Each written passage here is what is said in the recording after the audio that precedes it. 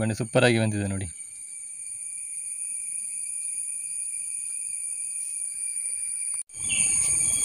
ಎಲ್ಲರಿಗೂ ನಮಸ್ಕಾರ.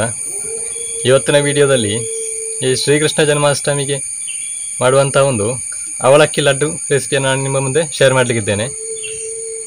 ಈ ಶ್ರೀಕೃಷ್ಣ ಜನ್ಮಾಷ್ಟಮಿಗೆ ಈ ಅವಲಕ್ಕಿ ಲಡ್ಡು ಒಂದು ಸ್ಪೆಷಲ್ ನೋಡಿ. ನಾನಿಲ್ಲಿ 1 ಕಪ್ ಆಗುವಷ್ಟು ಈ ಅವಲಕ್ಕಿ ತಗೊಂಡಿದ್ದೇನೆ. ಇದಕ್ಕೆ ನೀವು ದಪ್ಪ ಅವಲಕ್ಕಿ ಆದರೂ ತಗೊಳ್ಬೋದು ಅಥವಾ ತೆಳು ಅವಲಕ್ಕಿ ಕೂಡ ತಗೊಳ್ಬೋದು.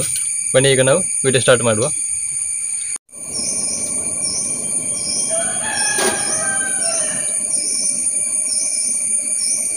ನೋಡಿ, ನಾನಿಲ್ಲಿ ಬಣ್ಣದ ಬಿಸಿಯಾಗಲಿಕ್ಕೆ ಇಟ್ಟಿದ್ದೇನೆ. ನೋಡಿ, ಇವಾಗ ಬಣ್ಣದ ಬಿಸಿಯಾಗಿದೆ. ನಾನು ಅದಕ್ಕೆ ಈಗ ತುಪ್ಪ ಹಾಕಿ ಹೊಲ್ತಿದ್ದೇನೆ. ಇಲ್ಲಿ 1-2 ಚಮಚ ತುಪ್ಪ ಹಾಕಿಕೊಂಡಿದ್ದೇನೆ.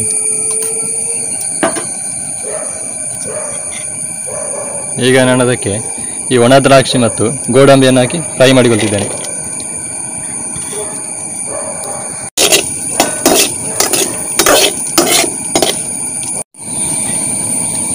ನೋಡಿ, ಗೋಡಂಬಿ ಮತ್ತು ಒಣ ದ್ರಾಕ್ಷಿ ಫ್ರೈ ಆಗಿದೆ.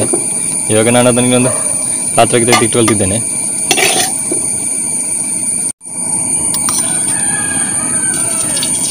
ನೋಡಿ, ಇವಾಗ ನಾನು ಬಾಣಲೆಗೆ 3 ಚಮಚದಷ್ಟು ತುಪ್ಪ ಹಾಕಿಕೊಂಡಿದ್ದೇನೆ. 4 ಚಮಚ ತುಪ್ಪ. ಈಗ ನಾನು 1 ಕಪ್ ಆಗುವಷ್ಟು ಅವಲಕ್ಕಿಯನ್ನು ಇದಕ್ಕೆ ಸೇರಿಸಿಕೊಳ್ತಿದ್ದೇನೆ. ಈ ಅವಲಕ್ಕಿಯನ್ನು ನಮಗೆ ಈ ಗೋಲ್ಡನ್ ಬ್ರೌನ್ ಕಲರ್ ಬರುವವರೆಗೆ ಹುರಿಬೇಕು. ಆದಷ್ಟು ಬೆಂಕಿ ಮೀಡಿಯಮ್ ಫ್ಲೇಮಲ್ಲಿ ಹುರಿಯಿರಿ. ಬೆಂಕಿ ಜಾಸ್ತಿ ಆದರೆ ಅವಲಕ್ಕಿ ಕಪ್ಪಾಗೋ ಸಾಧ್ಯತೆ ಇರ್ತದೆ. ಅದಕ್ಕೆ ನೋಡಿ, ನಮ್ಮ ಅವಲಕ್ಕಿ ಗೋಲ್ಡನ್ ಬ್ರೌನ್ ಕಲರ್ ಬಂದಿದೆ. ಇವಾಗ ನಾವು ಅದನ್ನು ಬೇರೊಂದು ಪಾತ್ರೆಗೆ ಶಿಫ್ಟ್ ಮಾಡಿಕೊಳ್ಳುವ.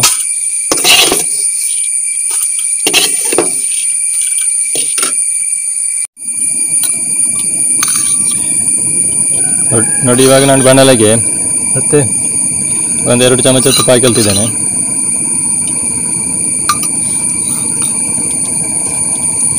ಒಂದು ಕಪ್ ಆಗಷ್ಟು ಇಲ್ಲಿ ಒಣ ಕೊಬ್ಬರಿ ತಗೊಂಡಿದ್ದೇನೆ. ಇವಾಗ ಅದನ್ನು ಕೂಡ ನಾವು ಗೋಲ್ಡನ್ ಬ್ರೌನ್ ಕಲರ್ ವರೆಗೆ ಫ್ರೈ ಮಾಡಬೇಕು.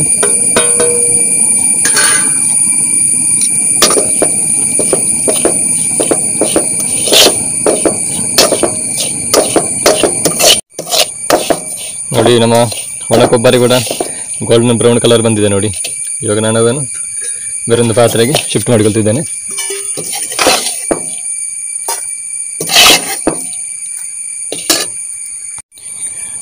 ನೋಡಿ, ಇವಾಗ ಫ್ರೈ ಮಾಡಿದ ಅವಲಕ್ಕಿಯನ್ನು ನಾನು ಮಿಕ್ಸಿ ಜಾರಿಗೆ ಹಾಕಿ ಪುಡಿ ಮಾಡಿಕೊಳ್ತಿದ್ದೇನೆ. ನಮಗೆ ಚೆನ್ನಾಗಿ ನುಣ್ಣಗೆ ಪುಡಿ ಆಗಬೇಕು. ಇವಾಗ ನಾನು 3/4 ಕಪ್ ಆಗುವಷ್ಟು ಬೆಲ್ಲ ತಗೊಂಡಿದ್ದೇನೆ. ಇವಾಗ ಅದನ್ನು ಈ ಬಾಣಲೆಗೆ ಹಾಕಿಕೊಳ್ತಿದ್ದೇನೆ.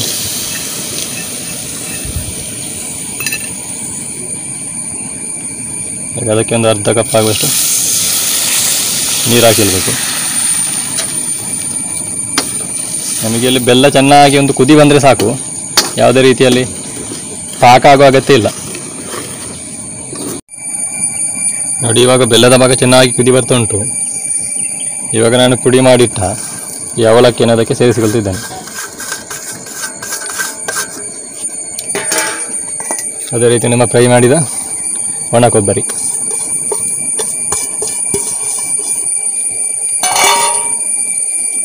ಸ್ವಲ್ಪ ಏಲಕ್ಕಿ,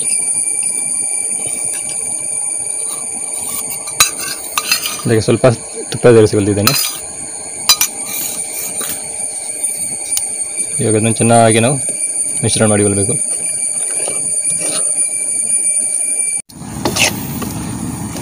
ನೋಡಿ, ನಮ್ಮ ಪಾಕ ಗಟ್ಟಿಯಾಗಿದೆ ನೋಡಿ. ಪಾತ್ರೆ ತಲ ಬಿಟ್ಟು ಬರ್ತಾ ಉಂಟು ನೋಡಿ. ಇವಾಗ ನಾವು ಇದನ್ನು ಒಲೆಯಿಂದ ಕೆಳಗೆ ಇಳಿಸಿಕೊಳ್ಳುವ. ನೋಡಿ, ಇವಾಗ ಇದು ಸ್ವಲ್ಪ ಬಿಸಿ ಆರಿದೆ ನೋಡಿ. ಪೂರ್ತಿಯಾಗಿ ತಣಿಲಿಲ್ಲ ಇನ್ನು ಕೂಡ. ನಾವು ಪೂರ್ತಿ ತಣಿದರೆ ಇದು ನಮಗೆ ಉಂಡೆ ಕಟ್ಟಲಿಕ್ಕೆ ಕಷ್ಟ ಆಗ್ತದೆ. ಹಾಗಾಗಿ ನಾವೀಗಲೇ ಇದನ್ನು ಉಂಡೆ ಕಟ್ಟಿಕೊಳ್ಬೇಕು.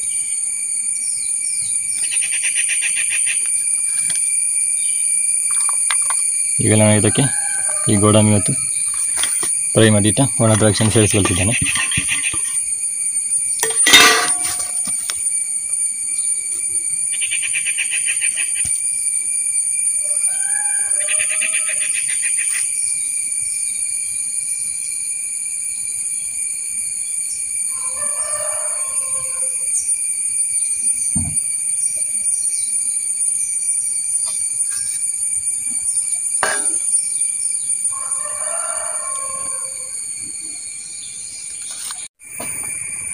ನೋಡಿ ನಮ್ಮ ಅವಲಕ್ಕಿ ಲಾಡು ಯಾವ ರೀತಿಯಾಗಿ ಬಂದಿದೆ ಅಂತ.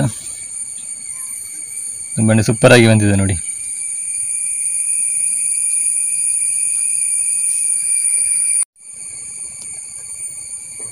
ನೋಡಿ ನಮ್ಮ ಅವಲಕ್ಕಿ ಲಾಡು ಯಾವ ರೀತಿಯಾಗಿ ಬಂದಿದೆ ಅಂತ.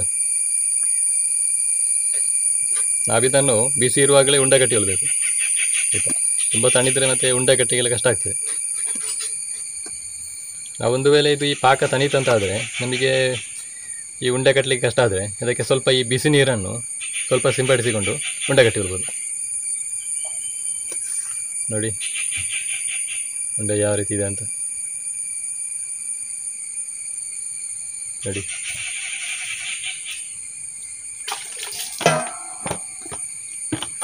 ಇವತ್ತಿನ ಈ ವಿಡಿಯೋಗೆ ಎಲ್ಲರೂ ಲೈಕ್ ಮಾಡಿ, ಶೇರ್ ಮಾಡಿ, ಸಬ್ಸ್ಕ್ರೈಬ್ ಮಾಡಿ ಅಂತ ಹೇಳಿಕೊಳ್ಳುತ್ತಾ ಮುಂದಿನ ವಿಡಿಯೋದಲ್ಲಿ ಇನ್ನೊಂದು ಹೊಸ ವಿಷಯದೊಂದಿಗೆ ನಿಮ್ಮೆಲ್ಲರೂ ಭೇಟಿ ಮಾಡ್ತೀನಿ. ಅಲ್ಲಿಯವರೆಗೆ ಎಲ್ಲರಿಗೂ ನಮಸ್ಕಾರ.